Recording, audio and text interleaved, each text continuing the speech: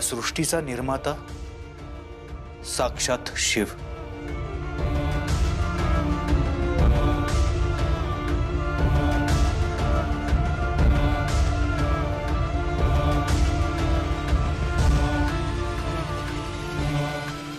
तिची रचना करणारा ब्रह्म आणि तिची जगराहाटी चालवणारा भगवान विष्णू। या तीन अलौकिक शक्तींचा अंश एकाच शक्तीच्या ठाई ठाई बसलाय।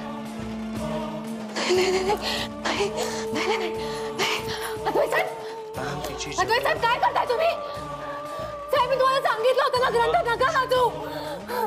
साहेब मी म्हणाले होते ना तुम्हाला, तुम्ही तरी का वाचला ग्रंथ? मी तुम्हाला सांगितलं होतं ग्रंथाला हात नका लावू। साहेब थांबा, नका वाचू। साहेब नाही साहेब नाही तुम्ही नाही वाचायचा ग्रंथ नाही। नेत्रा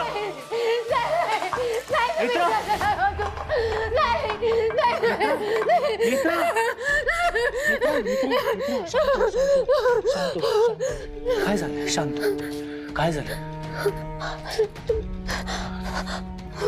शांत काय झालं?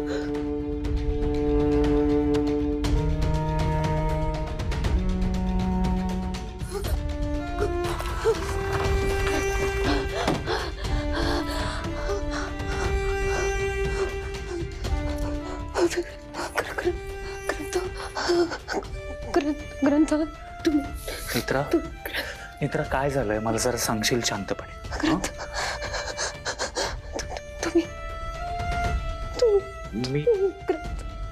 मी ग्रंथ वाचलाय असं स्वप्न पडलं ना तुला? नेत्रा मी वचन देतो तुला, मी त्या ग्रंथाला कधीच हात नाही लावणार आहे। I promise. अजिबात टेन्शन नको घेऊस तू। आणि तू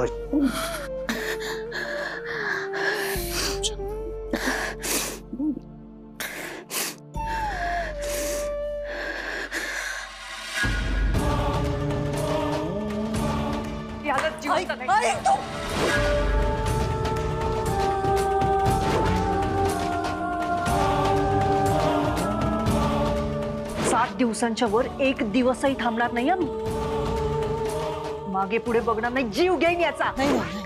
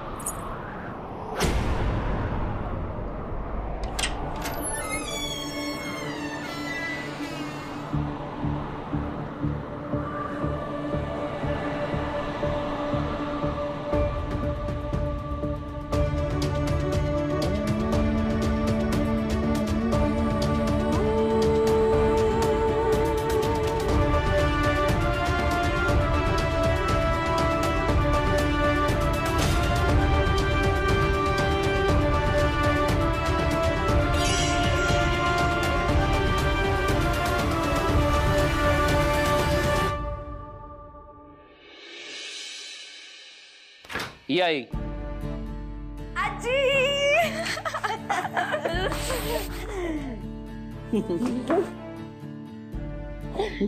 कसं आहात तुम्ही? एकदम छान. तुम्हाला खूप मिस केलंय मी. प्रवास कसा झाला? अगदी व्यवस्थित झाला. आई आता 2-4 दिवस आराम कर. थकली असशील आता जाशील समाजसेवा करायला. एवढ्याने थकायला मी काय म्हातारी झाली असं वाटलं की काय तुला? अरे तिकडे यात्रेतल्या सगळ्या बायका त्या काय ते रोपवेनी वर जायच्या. मी पायऱ्या चढून वर जायची. या वयात उत्साहात आणखा आहे. ये बस ना. बसा बसा बसा.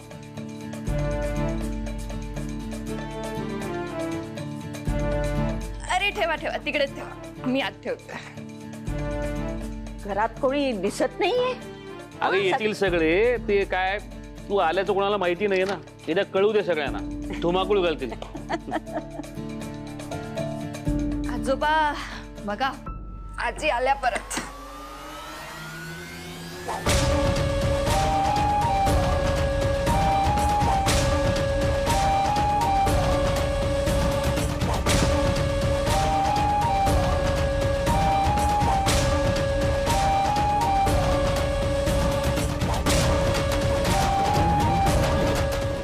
आजी, पप्पाजी.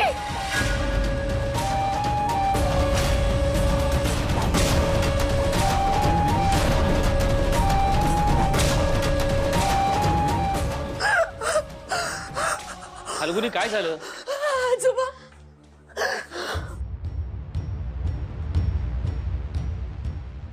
अहो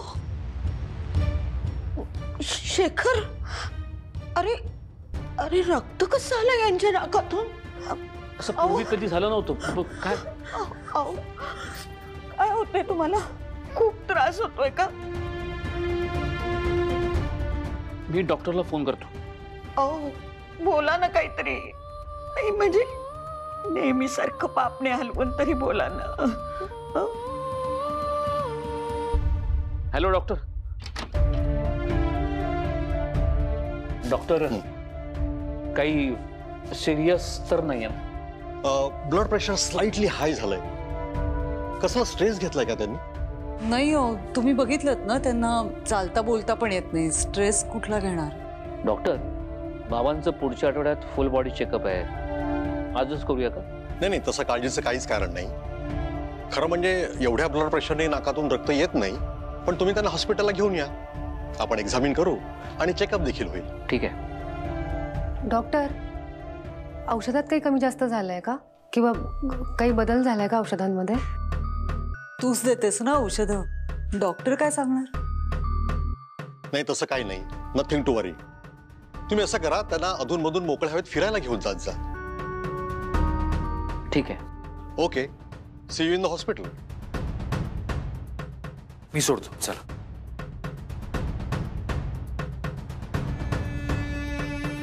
म्हाताऱ्याला इंद्राणीने तर काही केलं नाहीये ना परत? नाहीतर कसला स्ट्रेस येणार आहे म्हाताऱ्याला? ही बया सकाळपासून कुठे गेले तेही कळत नाहीये.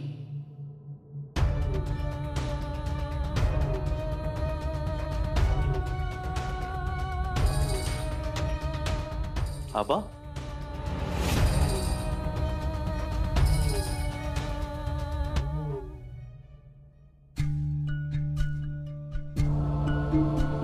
हा थेरडा कशाला आलाय? आबा, हवा सगळं ठीक आहे ना? बोलूया आपण. या ना आत या.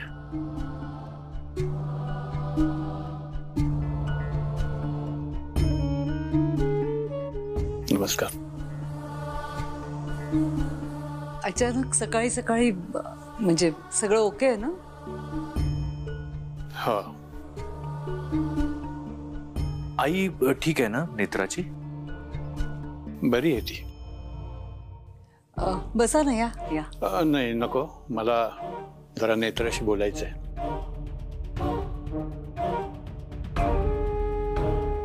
बरं ठीक आहे, मग आपण वर जाऊनच बोलूयात.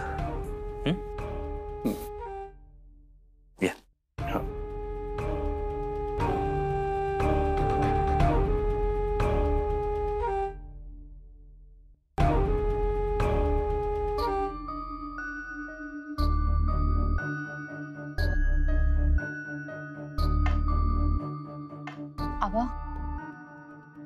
आता मला नीट सांगा, नक्की काय झालंय? नेत्रा, आधी तू मला सांग, वावशीतनं नक्की कुणी इथे आलं नव्हतं ना? नाही आबा. बरं, वावशीतनं कोणाचा फोन? आबा मला आधी नीट सांगा ना, नक्की काय झालंय? फोनवर सुद्धा तुम्ही एवढंच म्हणालात की बाबूशीमध्ये आमच्या लग्नाचा विषय पुन्हा एकदा वर आलाय. नक्की काय झालं ते मला सांगा ना एकदा. नेत्रा, देवळामध्ये तुझं लग्न झालं ही गोष्ट अजून तरी कुणालाही कळलेली नाहीये. पण सध्या गावात जे काही घडलंय त्याची सगळ्यांनीच धास्ती घेतलेली आहे. पाटील तर पोलिसात सुद्धा जाऊन आले. नेत्रा, तुमच्या लग्नाविषयी गावकऱ्यांना जर कळलं तर ते इथवर यायलाही कमी करणार नाहीत. आणि मला हीच चिंता वाटते ग. आबा, असं काही होणार नाही. कारण एकतर लग्न लागताना किंवा आम्ही गावात असताना कोणी आम्हाला पाहिलंच नाही. सो असं काही नाही होणार. आणि जरी असं काही झालंच तर आपण करूयात मॅनेज. हो आबा, तुम्ही नका काळजी करू. तसं नाही ग बाळा, पण या सगळ्यामुळे देवी आईच्या देवळातनं चोरीला गेलेल्या ग्रंथाचा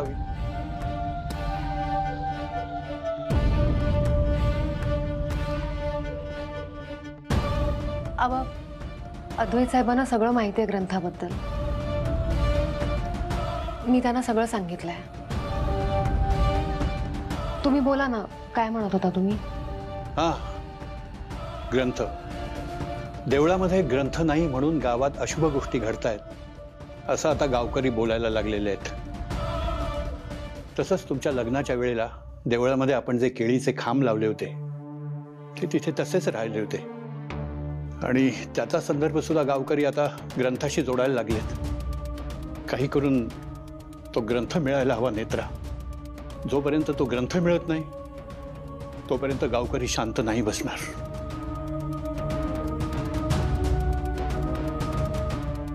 आबा, तो ग्रंथ सापडलाय.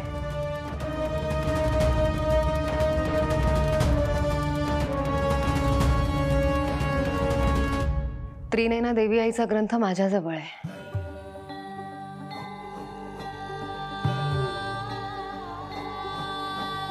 काय? खरं तर आम्ही दोघं म्हणूनच येणार होतो वाघोशीत, पण मग तुमचा फोन आला. तुम्ही म्हणालात की नाही आता नका येऊ, म्हणून मग आम्ही नाही आलो. कुठे आहे तो ग्रंथ?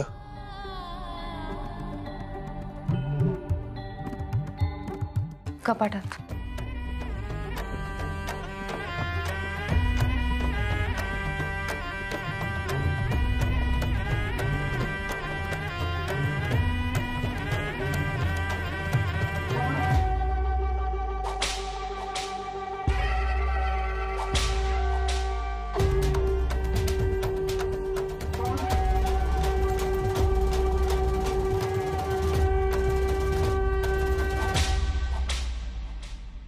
आबा, लवकरात लवकर हा ग्रंथ देवी आईच्या देवळात नेऊन ठेवायला हवा. आम्ही असं करतो, मी आणि अद्वैत साहेब आजच तुमच्या बरोबर येतो आणि तो ग्रंथ देवी आईच्या देवळात ठेवतो. नाही नेत्रा, ही योग्य वेळ नाहीये. तो ग्रंथ देवळातनं चोरीला गेलेला आहे, त्यामुळे तो पुन्हा देवळात कसा ठेवता येईल हे आधी आपल्याला जाणून घ्यायला हवं. नाहीतर अजून एखादा अनर्थ होईल. तुला माहिती आहे ना, त्या ग्रंथामुळेच आपली हेमा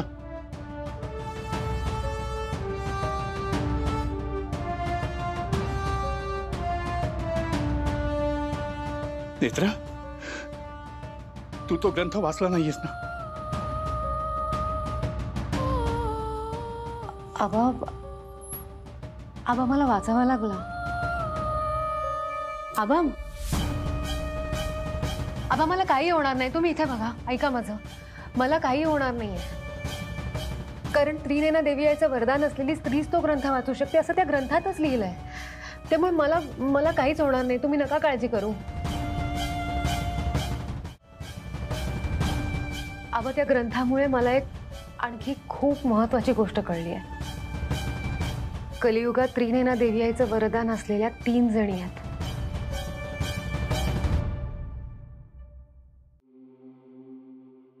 ज्या 1.5 आणि 2 तपाच्या अंतराने जन्माला आल्या आहेत. ग्रंथात लिहिल्याप्रमाणे मी शेवटची आहे. म्हणजे मी त्रिनयना देवी आईच्या 7व्या मुलीची 7वी मुलगी आहे. याचा अर्थ माझ्या आधी 2 जणी जन्माला आल्या. 5वी आणि 6वी मुलगी, त्यांना सुद्धा माझ्यासारखंच देवी आईचं वरदान आहे. आबा, आबा काय वाटतं तुम्हाला, कोण असतील त्या दोघी ज्यांना देवी आईचं वरदान आहे? देह धरूनी कर्म करावे, मोह फलाचा धरू नये. अगं असं काय करतेस? तुला मागे म्हणालो होतो ना, तुझ्यासाठी एक चांगला नवरा माग म्हणून. मागितलास ना? आबा, आबा,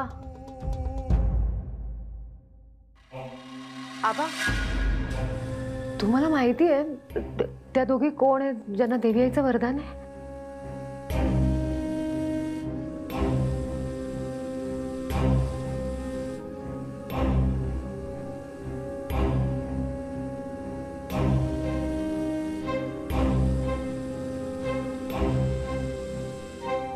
आबा, कोण आहेत त्या दोघी?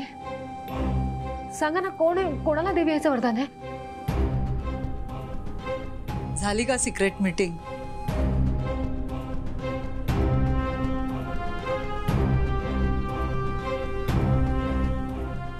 अगं सिक्रेट काय, जस्ट गप्पा मारत होतो आम्ही. गंमत केली रे.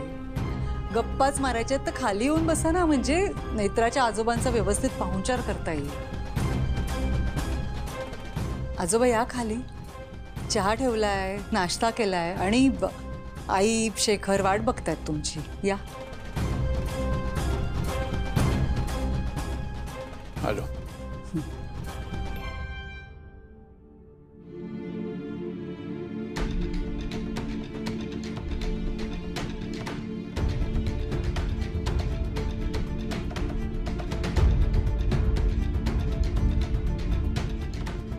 आई चहा घेताय ना? चहा रेडी आहे, चला. नाही, नकोय मला. आई अहो असं काय करताय? डॉक्टरांनी सांगितले ना काळजी करण्यासारखं काहीच नाही म्हणून. कशाला टेन्शन घेताय? अगं, ह्यांच्या नाकातून रक्त आलं होतं. यापूर्वी असं कधी घडलेलं नाहीये. हो आई, पण आधी तुम्ही शांत व्हा. हां, तुम्ही चहा घेता का? तुम्हाला बरं वाटेल. चला या. नाही, नको मला. बरं, नेत्राच्या आबांसाठी नाश्ता आणि चहा. हो हो, तयार आहे, तयार. रुपाली वहिनी त्यांनाच बोलवायला गेली. बरं.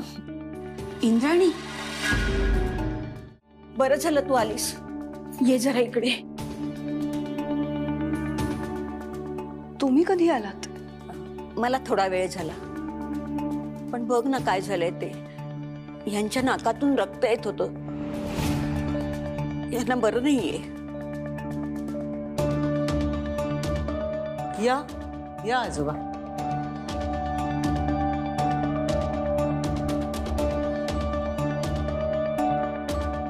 या आबा, बसा. नमस्कार. नमस्कार, बस.